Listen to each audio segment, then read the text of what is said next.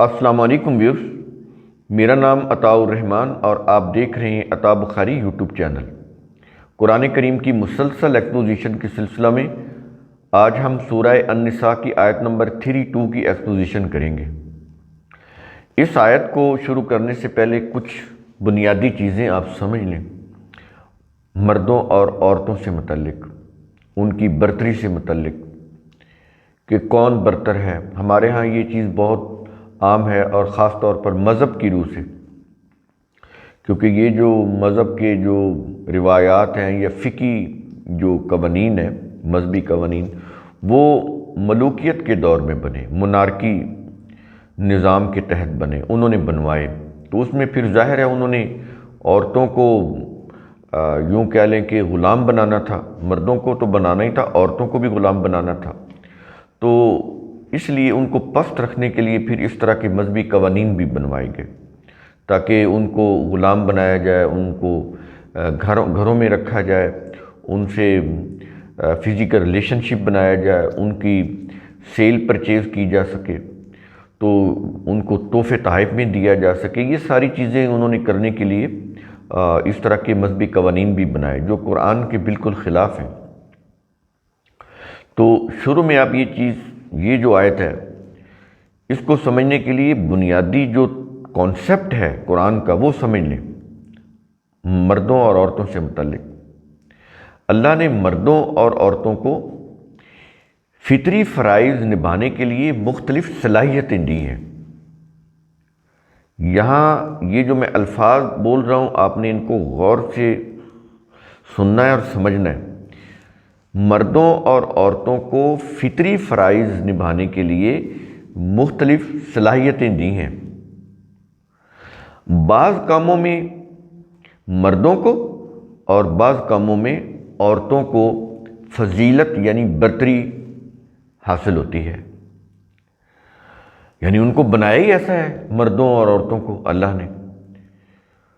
بعض کام ہیں جو مرد کر سکتے ہیں، عورتیں نہیں کر سکتی، اس میں مردوں کو برتری حاصل ہے۔ بعض کام ہیں جو عورتیں کر سکتی ہیں، مرد نہیں کر سکتے، تو ان کاموں میں عورتوں کو برتری حاصل ہے۔ تو یہ جو فطری فرائض کی ادائیگی ہے، یہ اس لیے یہ فرق رکھا گیا ہے ان کی صلاحیتوں کے اندر۔ یہ بنیادی چیز ہے، آپ سمجھ لیں اس کو۔ یہ سمجھیں گے تو پھر یہ آیت بھی سمجھ آ جائے گی۔ کچھ کام مرد بہتر طور پر کر سکتے ہیں اور کچھ کام عورتیں بہتر طور پر کر سکتی ہیں، لہٰذا وہ ایک دوسرے پر اپنی برتری جمانے کی بجائے اپنی مختلف فطری صلاحیتوں کو استعمال کرتے ہوئے اپنے اپنے حقوق و فرائض کو پورا کریں۔ اس بحث میں نہ پڑیں کہ مرد کہیں کہ ہم تم سے سپیریئر ہیں اور پھر عورتیں یہ کہیں کہ ہم تم سے سپیریئر ہیں۔ کلی طور پر کوئی بھی سپیریئر نہیں ہے، ہاں جزوی طور پر ہے، پارشلی، ٹوٹلی نہیں۔ تو اگر ٹوٹلی نہیں ہے، جیسا کہ قرآن بھی بتا رہا ہے، پارشلی ہے، تو یہ تو پھر ایک دوسرے کے لازم و ملزوم ہو جاتے ہیں۔ اگر کلی طور پر کوئی ایک ہی برتر ہو تو پھر دوسرا تو جو فار ایگزامپل اگر کلی طور پر مرد برتر ہیں تو پھر عورتیں تو بیکار ہیں۔ قرآن کریم نے بیلنس رکھا ہے اللہ نے، کیونکہ اللہ نے کریٹ کیا ہے نا انسانوں کو، مردوں کو بھی اور عورتوں کو بھی، تو اس نے دونوں کی وہ جو فطری فرائض ہیں ان کو پورا کرنے کے لیے کہ وہ ان کو پورا کر سکیں، ان کی اسی طرح جسمانی ساخت بھی بنائی ہے کہ وہ اپنے فطری فرائض کو ادا کرتے رہیں۔ تو یہ جو ان کا جو جسمانی ساخت ہے اس میں بھی تھوڑا سا فرق ہے، نفسیات میں بھی تھوڑا سا فرق ہے۔ تو یہ چیزیں جو ہیں یہ اس لیے ہیں تاکہ وہ اپنی ڈیوٹیز کو پرفارم کریں بہتر طور پر۔ تو لیکن اوورآل مرد اور عورت کے حقوق و فرائض برابر ہیں، ان میں کوئی فرق نہیں ہے۔ تو لہٰذا یہ بحث کہ مرد جو ہیں وہ عورتوں پر، جیسا کہ آگے آیت آ رہی ہے اور اس کا ترجمہ انہوں نے یہ کیا ہوا ہے کہ الرجال قوامون، کہ مرد جو ہیں وہ عورتوں کے اوپر حاکم ہیں، دروغہ ہیں، ان کو مار پیٹ سکتے ہیں، یہ ریلیجس ٹرانسلیشنز ہیں، ریلیجس کانسیپٹ ہیں، ریلیجس تفاسیر ہیں، یہ قرآن کی ٹرانسلیشن نہیں ہے۔ تو ان چیزوں سے اوائڈ کرنا چاہیے۔ ایکچولی یہ دیکھنا چاہیے کہ قرآن کا کور میسج کیا ہے، اصل پیغام کیا ہے، قرآن کہنا کیا چاہتا ہے۔ وہ چیز ہم نے آپ کو بتائی اس آیت کے شروع میں، تاکہ جب ہم آیت کو آپ کے سامنے رکھیں تو آپ کو سمجھ آ جائے کہ اس کی میننگ کیا ہے۔ اب ہم شروع کرتے ہیں۔ آیت کے الفاظ اس سے شروع ہو رہے ہیں، کیا یہ رہا ہے کہ وَلَا تَتَمَنَّوْا مَا فَضَّلَ اللَّهُ بِهِ، اور نہ تم تمنا کرو اس کی جو اللہ نے فضیلت دی اس کے ساتھ۔ کس کے ساتھ فضیلت دی آگے بتاتا ہے۔ پہلے تو یہ چیز سمجھ لیں کہ اس آیت کا یہ جو جز ہے اس میں یہ چیز کہی جا رہی ہے کہ اور نہ تم تمنا کرو، تمنا نہ کرو، خواہش نہ کرو کس چیز کی، اس کی جو اللہ نے فضیلت دی اس کے ساتھ۔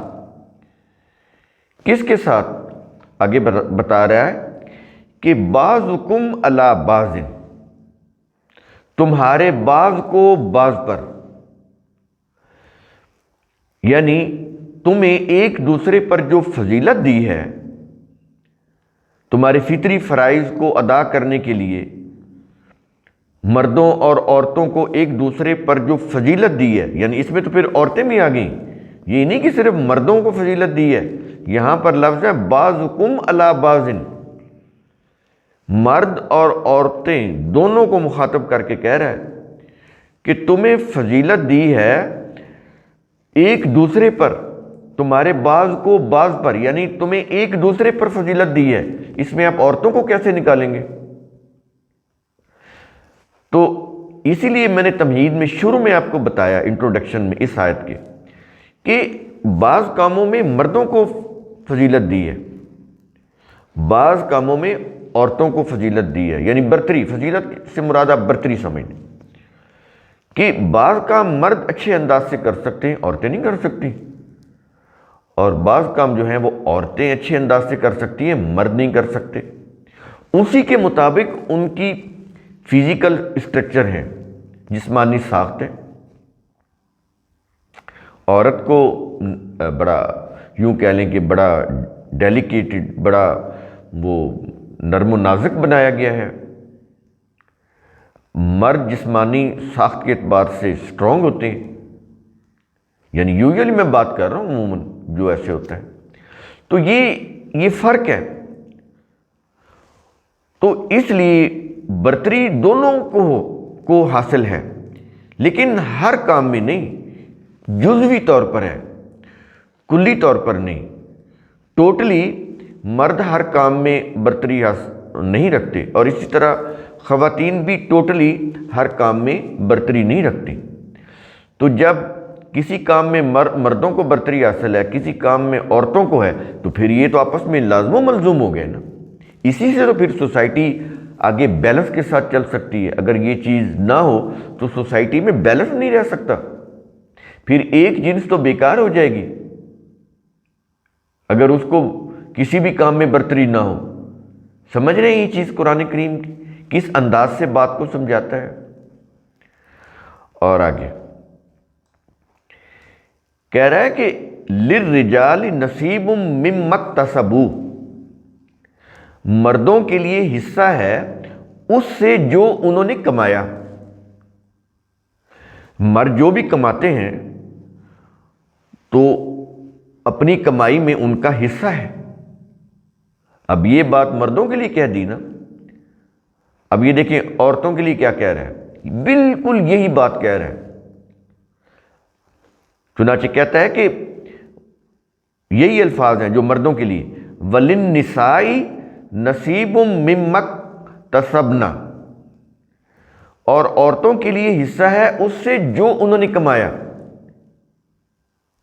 وہاں پر مم مکتسب ہوا ہے مردوں کے لیے کہ وہ جو بھی کمائیں ان کی کمائی میں ان کا حصہ ہے, اور عورتوں کے لیے بھی وہی چیز ہے, وہی کچھ کہا جا رہا ہے کہ مم مکتسبنا, کہ جو عورتیں کمائیں ان کی کمائی میں ان کا حصہ ہے. تو برابر ہوگی نا بات. یہ نہیں ہے کہ وہ کمائیں تو ان کا حصہ نہیں ہے, یا اگر وراثت ہے تو اس میں عورتوں کا حصہ نہیں ہے. بالکل نہیں, ان کا حصہ ہے.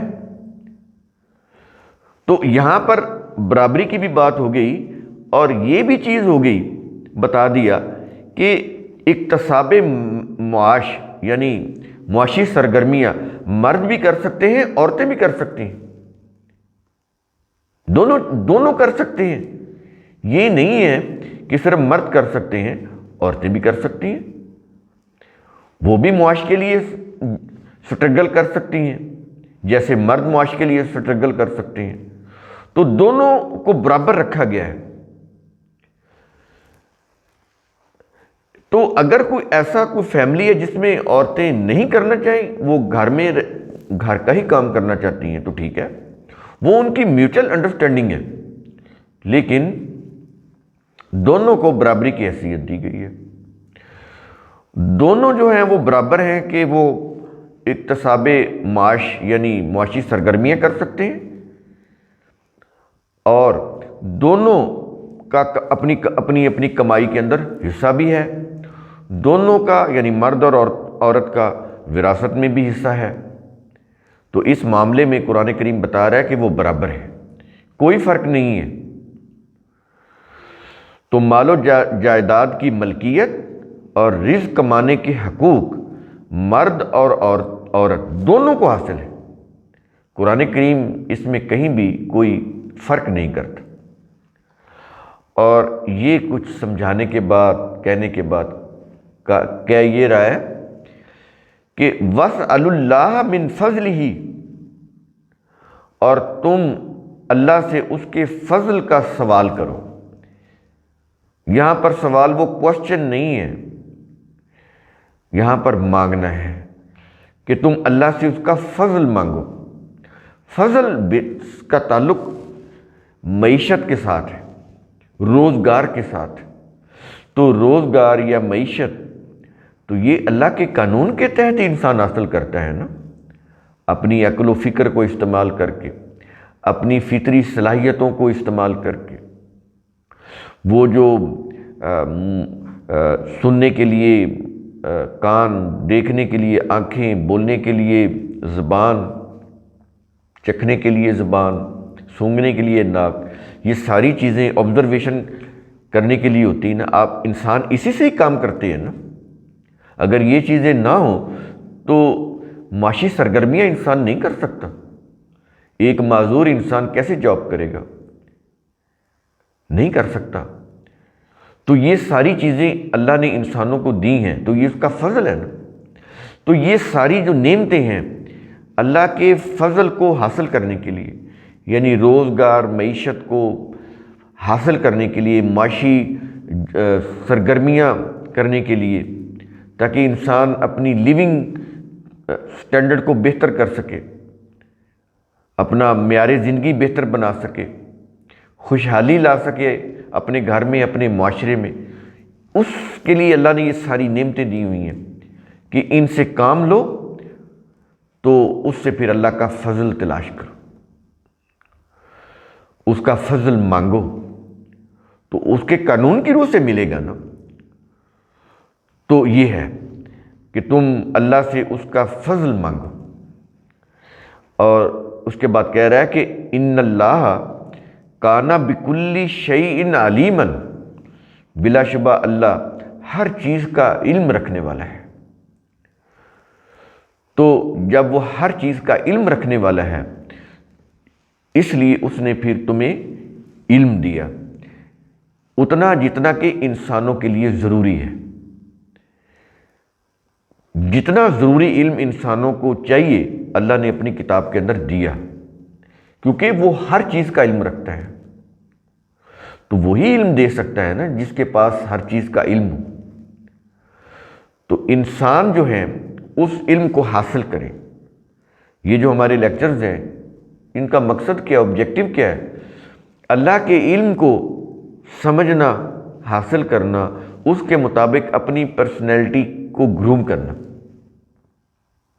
اپنی ذات کی نشو و نما کرنا ان قوانین ضابطوں سے جو اللہ نے انسانیت کے لیے، انسانیت کی بہتری کے لیے اپنی کتاب میں دیے ہیں۔ تو قرآن کریم کا اصول ثم تتفکروا، اس کی روح سے آپ خود بھی سوچا کریں، سمجھا کریں، غور و فکر کیا کریں۔ شکریہ۔